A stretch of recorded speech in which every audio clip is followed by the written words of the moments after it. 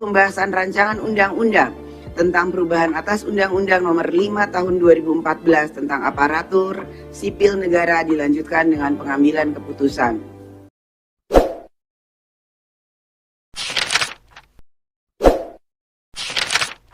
Terkait pengesahan rancangan undang-undang aparatur sipil negara. Nah, di video kali ini admin lagi-lagi mendapatkan informasi teman-teman ya terkait adanya pasal yang ada di dalam rancangan undang-undang aparatur sipil negara tersebut. Intinya ada bocoran seperti itu. Jadi buat teman-teman semua yang lagi menonton video ini, mohon disimak videonya dengan baik, jangan di-skip agar tidak salah dalam memahami informasi yang admin bagikan ini. Jika ada suara-suara berisik, mohon diabaikan saja teman-teman ya. Oke, kita lanjut saja ke info intinya.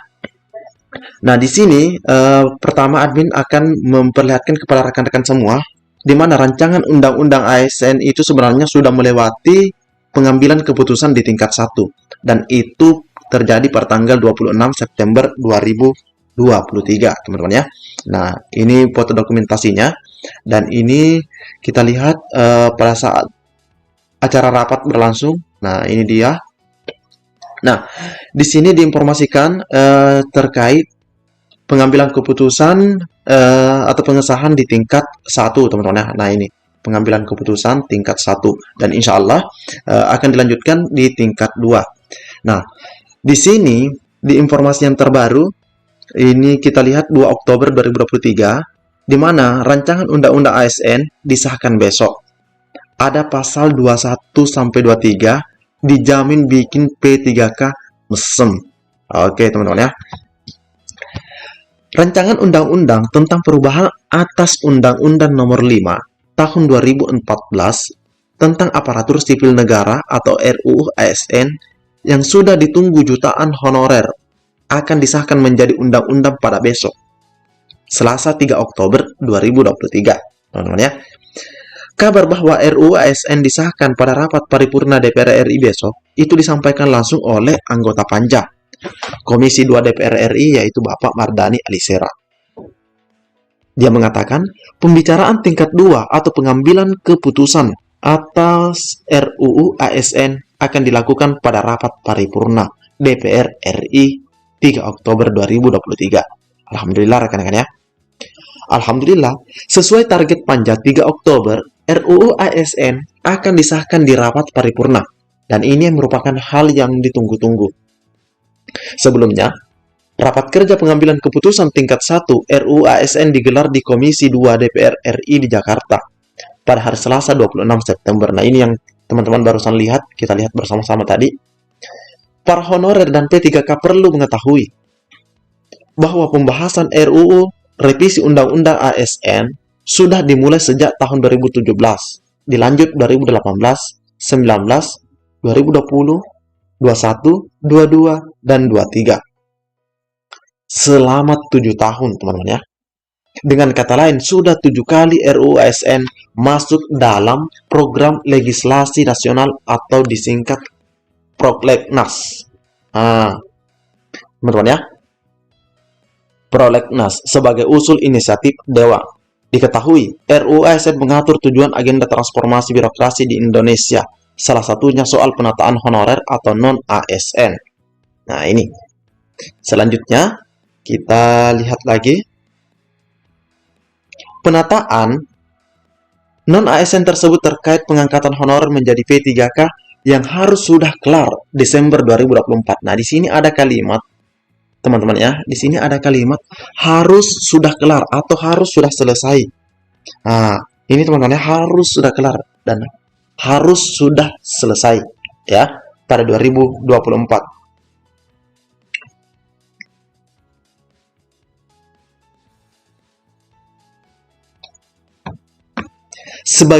Sebagian dari honorer akan diangkat menjadi P3K part-time atau P3K paruh waktu yang pengaturannya akan diatur ke dalam peraturan pemerintah atau PP Manajemen ASN, di mana PP Manajemen atau peraturan pemerintah tersebut merupakan turunan atas Undang-Undang ASN hasil revisi kita ketahui bersama, di mana Undang-Undang Aparatur Sipil Negara tahun 2015, teman-teman ya, itu memiliki turunan yang kita kenal dengan PP nomor 49 tahun 2018. Oke, teman-teman ya. Undang-Undang nomor 5, Undang-Undang ASN nomor 5 tahun 2014 itu memiliki PP yang namanya PP 49 tahun 2018. Nah, hal yang demikian juga akan terjadi nantinya setelah Undang-Undang ASN yang baru ini disahkan atau hasil revisi ini disahkan, maka itu juga akan memiliki turunan. Ada PP-nya. Nah, di PP itulah yang mengatur tentang honorer A paruh waktu atau honorer B full time. Jika memang P3K part-time ini dimasukkan, teman-teman ya. Tapi harapan kita bersama semoga saja semuanya full time. Kesejahteraan P3K setara PNS. RUU ASN juga mengatur soal kesejahteraan pegawai pemerintah dengan perjanjian kerja atau P3K. Saat menyampaikan pandangan mini praksi terhadap RUU ASN pada rapat 26 September, juru bicara fraksi PKS, Teddy Setiadi menyinggung pasal yang mengatur kesejahteraan P3K. Fraksi PKS mendukung penuh kesejahteraan ASN, baik dari PNS maupun dari P3K, sebagaimana pengaturan tentang hak pegawai ASN pada pasal 21-23 RUU ASN. Nah, ini nanti kita lihat bunyinya, teman-teman ya. Mereka telah berkontribusi sangat besar terhadap pelayanan masyarakat dan dalam teknis penyelenggaraan pemerintah. Karena itu, fraksi PKS setuju. Nah, di sini ya, fraksi PKS setuju untuk mengakomodasi isu kesejahteraan ASN tanpa membeda-bedakan antara PNS dengan P3K di rancangan Undang-Undang Aparatur Sipil Negara yang terbaru, disampaikan oleh Pak Teddy saat itu. Hal yang penting seperti adanya jaminan hari tua, jaminan pensiun, tunjangan pengembangan diri, dan pengembangan talenta dan karir dapat menunjang kesejahteraan yang pada akhirnya akan memicu peningkatan kinerja. Ya, jelas rekan-rekannya kalau misalnya sudah terjamin, otomatis mereka berusaha pastinya memberikan yang terbaik. Jika memang apa yang mereka inginkan, teman-teman itu inginkan terpenuhi. Namanya supaya mereka tidak lagi sibuk mencari pekerjaan sambilan. Fraksi PKS akan terus mengawal peraturan turunannya. Nah, ini setelah RUU ASN ini disahkan, teman-teman ya, sudah menjadi undang-undang atau ditetapkan. Nah, di sini fraksi PKS lanjut akan mengkawal turunannya. Nah, itu PP-nya, teman-teman ya, agar pelaksanaan dan penerapannya tidak menyimpan dari amanat RUU ASN itu sendiri. Luar biasa, teman-teman. Terkait dengan sistem kerja P3K, fraksi PKS mendukung adanya sistem kerja P3K paruh waktu dengan catatan hak, penghargaan, dan kesejahteraan tidak dibedakan antara PNS dan P3K, penuh waktu, serta menyesuaikan dengan tugas pokok dan fungsinya yang mereka emban. Oke, teman-teman ya. Nah, selanjutnya kita akan mengecek terkait bunyi daripada pasal tersebut. Bunyi dari pasal 21 tersebut, rekan-rekan ya. Nah, ini informasinya juga 2 Oktober dari media CNBC, 2 Oktober 2023. RUU ASN segera disahkan. Begini skema. Nah, ini yang kita akan lihat, skema baru gaji PNS dan P3K. Oke. Mungkin kita lebih tepatnya langsung saja, teman-teman ya. Oke. Di sini kita lihat terlebih dahulu, Wakil Ketua Komisi 2 yang membidangi pemerintahan yaitu Samsul Rizal berkata, hasil revisi Undang-Undang ASN terdiri dari, nah ini, ada 15 bab dan 76 pasal. Itu hasil revisinya, teman-teman ya. Isi perubahan terdiri dari, nah isi perubahannya ada 7 klaster agenda transformasi. Termasuk soal pendapatan untuk para abdi negara atau ASN itu sendiri. Mengubah istilah gaji menjadi penghasilan. Mengubah definisi atau batasan pengertian beberapa istilah, yaitu istilah P3K instansi daerah, menteri, dan sistem merit, kata dia. Nah, ini ada yang dirubah penyebutannya atau istilahnya, teman-teman ya. Lebih lanjut, perihal gaji dan pendapatan ASN termuat dalam RUU ASN bab 6. Ada di bab 6, rekan-rekan ya. Pasal itu mengatur hak dan kewajiban ASN. Isi utamanya adalah menegaskan tidak adanya perbedaan hak dan kewajiban antara PNS dan P3K, sehingga pegawai ASN berhak mendapatkan penghargaan dan pengakuan berupa material dan non-material. Perubahan ini tentu berbeda dengan Undang-Undang ASN sebelumnya, yang masih membedakan penghasilan mereka yang berstatus PNS dan P3K. Makanya banyak yang kecewa. Sudah P3K, mereka mintanya PNS. Kenapa? Karena memang ada skaknya di situ, teman-teman. Ada skak antara PNS dan P3K. Itu di bagian daripada penggajiannya atau kesejahteraannya. Selain itu, ada perubahan komponen hak, yaitu menjadi terdiri dari penghargaan dan pengakuan yang berasal dari penghasilan, penghargaan yang bersifat motivasi, tunjangan dan fasilitas jaminan sosial, lingkungan kerja, pengembangan diri. Nah, ini penting juga. Pengembangan diri serta bantuan hukum. Nah, ini apalagi sekarang kalau dalam dunia pendidikan, nah ini sangat penting sekali, teman-teman ya. Berikut ini merupakan bunyi pasal-pasal dalam RUU ASN yang mengatur persoalan penghasilan tersebut berdasarkan draft. Nah, ini berdasarkan draft versi 25 September. Oke, kita lihat. Nah, ini di bab 6 hak dan kewajiban. Di pasal 21, pegawai ASN berhak memperoleh penghargaan dan pengakuan berupa material dan non-material. Ayat kedua, komponen penghargaan dan pengakuan pegawai ASN sebagaimana dimaksud pada ayat 1 terdiri atas, dari mulai penghasilan, penghargaan, sampai dengan bantuan hukum. Ayat ketiga, penghasilan sebagaimana dimaksud pada ayat 2 huruf A dapat berupa gaji atau upah. Nah, ini dapat berupa gaji atau upah.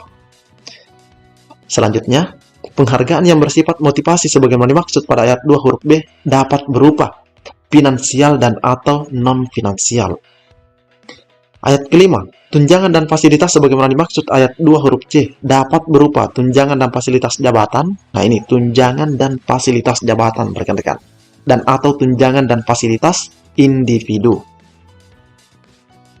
Ayat ke-6, jaminan sosial sebagaimana dimaksud pada ayat 2 huruf D terdiri atas jaminan kesehatan, kecelakaan kerja, kematian, nah jaminan pensiun dan JHT, jaminan hari tua. Nah, ini banyak sekali disuarakan jaminan pensiun dan jaminan hari tua ini serta jaminan kecelakaan kerja. Misalnya kalau mereka sementara dalam perjalanan menuju tempat kerja, maksudnya seperti itu. Mungkin mereka bersuara. Lingkungan kerja sebagaimana dimaksud ayat 2 huruf E dapat berupa fisik atau non-fisik. Pengembangan diri sebagaimana dimaksud pada ayat 2 huruf F dapat berupa pengembangan talenta dan karir atau pengembangan kompetensi. Nah, ini ayat ke-9, bantuan hukum sebagaimana dimaksud pada ayat 2 huruf G dapat berupa litigasi dan atau non-litigasi. 10. Presiden dapat melakukan penyesuaian komponen penghargaan dan pengakuan sebagaimana dimaksud pada ayat 2 dengan memperhatikan kemampuan keuangan negara. Nah, kita lanjut di pasal 22. Jaminan pensiun dan jaminan hari tua sebagaimana dimaksud dalam pasal 21 ayat 6. Huruf D dan E dibayarkan setelah pegawai ASN berhenti bekerja. Kan memang seperti itu, teman-teman. Namanya juga pensiun. Ayat kedua, jaminan pensiun dan jaminan hari tua sebagaimana dimaksud pada ayat 1 diberikan sebagai perlindungan kesinambungan penghasilan hari tua sebagai hak dan sebagai penghargaan atas pengabdian. Jaminan pensiun dan jaminan hari tua sebagaimana dimaksud pada ayat 1 mencangkup jaminan pensiun dan jaminan hari tua yang diberikan dalam program jaminan sosial nasional. Itu pemberiannya, bentuk pemberiannya. Sumber pembiayaan jaminan pensiun dan jaminan hari tua sebagaimana dimaksud pada ayat 1 berasal dari pemerintah selaku pemberi kerja dan iuran pegawai ASN yang bersangkutan. Jadi ada dari iuran, ada juga dari pemberian kinerja dari pemerintah. Ketentuan lebih lanjut mengenai jaminan pensiun dan jaminan hari tua untuk pegawai ASN sebagaimana dimaksud pada ayat 1 diatur dalam peraturan pemerintah. Nah, itu turunannya, teman-teman ya. Di pasal 23, ketentuan mengenai jaminan sosial sebagaimana dimaksud dalam pasal 21 ayat 6 diatur dalam PP dengan berdasarkan ketentuan peraturan perundang-undangan yang mengatur mengenai sistem jaminan sosial nasional. Nah, seperti itu, teman-teman ya. Nah, Jadi ini adalah pasal 21, 22, dan 23 yang dibocorkan begitu atau sedikit diberikan sebagai gambaran isi daripada RUU ASN terbaru yang insya Allah segera disahkan ini atau yang akan disahkan ini. Oke teman-teman ya, mungkin cukup sampai di sini. Assalamualaikum warahmatullahi wabarakatuh.